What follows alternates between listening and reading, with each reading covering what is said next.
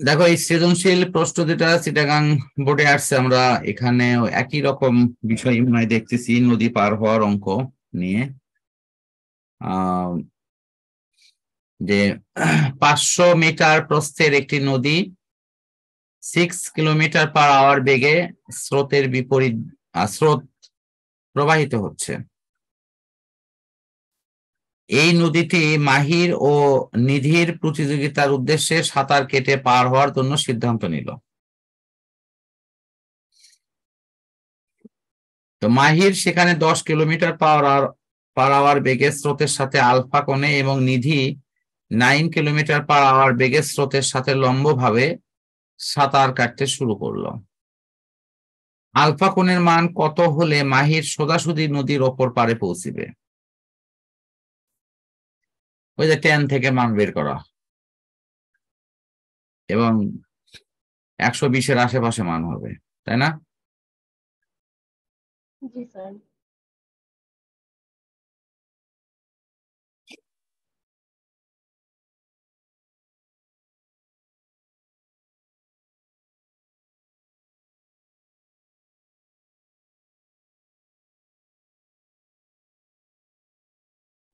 তো সেখান থেকে দেখো এই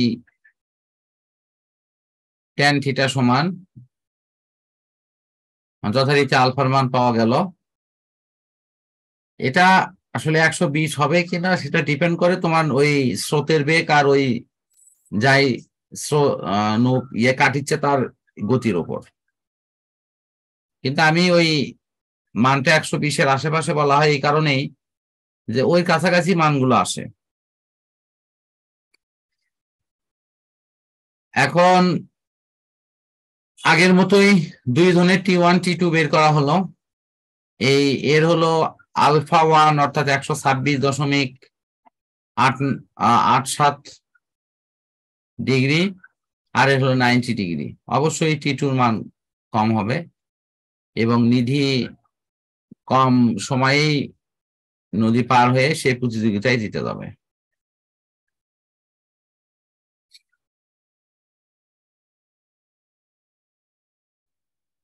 আচ্ছা, চট্টগ্রাম বোর্ডের প্রশ্ন এখন। কিউ সমান মান দেওয়া আছে, ভি সমান মান দেয়া আছে, আই জে কে তিনটে মান আছে, আর কিউ এর মান শুধু শুধু মান আছে আর কি। একটি অঞ্চলের তাপমাত্রা ও বেগ, ও তাপমাত্রাটা তোমার স্কেলার আর বেগ হলো ভেক্টর, তাই না? জি স্যার। তারপরে বলা হচ্ছে এত এত বিন্দুতে ওই অঞ্চলের তাপমাত্রার গ্রেডিয়েন্ট নির্ণয় করো।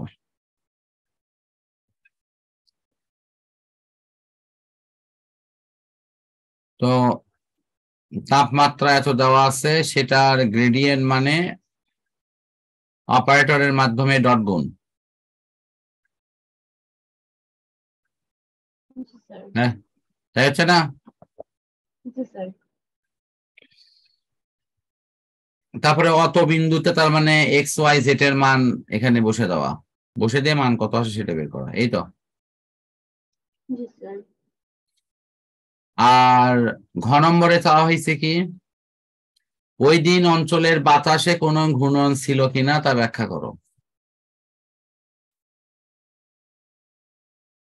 তো ওই অঞ্চলে বাতাসের বেগ কত সেটা বের করে তার কার্ল বের করা হচ্ছে। ওই আগেরটার মতো, কার্ল যদি 0 হয় তাহলে ঘূর্ণনশীল, অঘূর্ণনশীল একটা আছে না থিমে, একটু আগে একটা অঙ্ক করা হলো তো। জি স্যার। জি স্যার। তাহলে এখানে মান মনে হয় 0 আসছে, 0 আসার অর্থ হচ্ছে এটা ঘূর্ণনশীল। ঠিক আছে,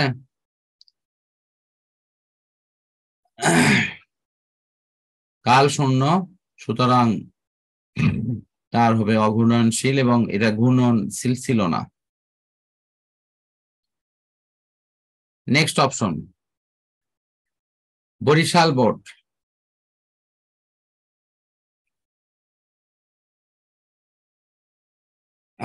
বিভিন্ন বল মনে হয় ক্রিয়া করছে। একটা F1 F2, এরকম ক্ষেত্রে তো হচ্ছে গিয়ে উপাংশ সূত্র ব্যবহার করতে হবে একাধিক ভেক্টরের ক্ষেত্রে। হুম হুম হুম। আচ্ছা, এখন দেখা যাক, এখানে লেখা আছে F1 F2 দুটি মিলে সামান্তরিকের দুটি বাহু নির্দেশ করলে সামান্তরিকের ক্ষেত্রফল। সামান্তরিকের ক্ষেত্রফল হচ্ছে ক্রস গুণনের মান। হ্যাঁ, ওই দুটার ক্রস গুণ, সেটার মান বের করলে আমার সামান্তরিকের ক্ষেত্রফল। অনেকটা মানে দৈর্ঘ্য গুণন প্রস্থের মতো আর কি। আর যেহেতু এখানে 90 ডিগ্রি নয়, সেখানের জন্য সাইন দিয়ে ওটাকে কাভার দেওয়া হচ্ছে। আর 90 ডিগ্রি হলে তো তোমার সরাসরি সাইন আসতো, কিন্তু সেক্ষেত্রে 90 ডিগ্রি সাইনের মান হতো 1। ঠিক আছে। ঘ নম্বরে এখানেও দেখো, এই যে প্রশ্ন, আমার মনে হয় ছবি শুরুতে দেওয়াই ভালো হবে, কিন্তু একই কাজই করো যে ছবি এবং লেখা যেন একই পাশে থাকে, এটা একটু আগে থেকে প্ল্যানিং এ রাখো এবং লেখাটা ওইভাবে ম্যানিপুলেট করো আর কি। F1 আনুভূমিকের সাথে কোণ, মানে ল্যামডা কি বলে আলফা 1। তারপরে F2 আনুভূমিকের সাথে উৎপন্ন কোণ আরো কি 90 ডিগ্রি যোগ হয়ে যাচ্ছে, 120। F3 আলফা 3, সেখান থেকে 180 যোগ থিটা 3 যোগ করে নেওয়া হচ্ছে।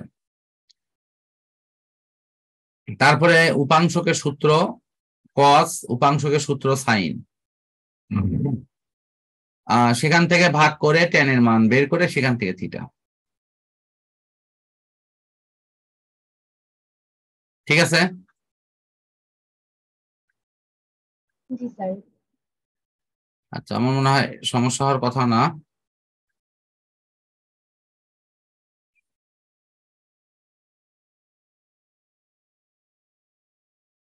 এটাই লাস্ট প্রশ্ন, আমরা 11 পর্যন্ত আজকে রাখি। এটা লেখা আছে, দেখো ভেক্টর দেওয়া আছে, এ হলো এটা, এটা তোমার এক্স ওয়াই জেড, একক ভেক্টর আকারে দেওয়া আছে, একক ভেক্টর সহ। এত বিন্দুতে এ ডাইভারজেন্স নির্ণয় করা।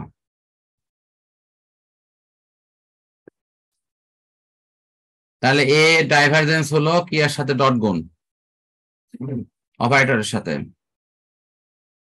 তারপর অত বিন্দুতে ডাইভারজেন্স বিন্দুতে বসে দিলাম।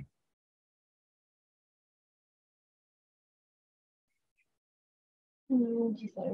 আচ্ছা, এই প্রশ্নে যদি এই গ্রেডিয়েন্ট নির্ণয় করতে বলা হয়েছে, বাস্তবে এটি স্কেলার রাশির গ্রেডিয়েন্ট নির্ণয় করা যায়, কিন্তু ভেক্টর রাশির গ্রেডিয়েন্ট নির্ণয় করা সম্ভব না, এই জন্য এটা ডাইভারজেন্স করা হয়েছে। এই যে সংশোধিত কথাটা এখানে বলা হয়েছে, যারা প্রশ্ন করছে, প্রশ্ন করার ক্ষেত্রে একটা প্রবলেম সেখানে ছিল। জি স্যার, বুঝতে পারছি। ঠিক আছে, মানে তোমার ডট গুণ করে তো ডাইভারজেন্স করার, গ্রেডিয়েন্ট করার মধ্যে তো স্কেলার আর কি ভেক্টরের পার্থক্য। এখানে ভেক্টর রাশি দিয়ে তার কেমনে তোমার গ্রেডিয়েন্ট হয়, এই জন্য যে ব্র্যাকেটের সংশোধিত কথা লেখা আছে।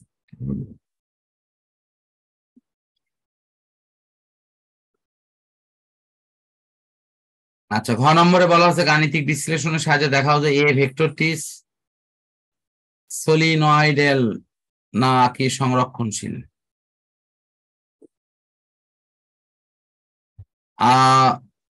যদি সেক্ষেত্রে তো ডাইভারজেন্স নির্ণয় করতে হয়। স্যার সলিনয়েডাল কিনা, মানে স্যার এটার জন্যই তো ডাইভারজেন্স নির্ণয় করতে হয়। তো স্যার ডাইভারজেন্স তো গ নাম্বারে নির্ণয় করা হয়েছে।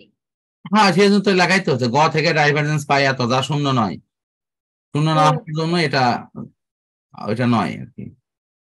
এখন তারপরে এখন কার্ল নির্ণয় করা হচ্ছে, কার্ল নির্ণয়কে দেখা গেল শূন্য, তাহলে এটি সংরক্ষণশীল।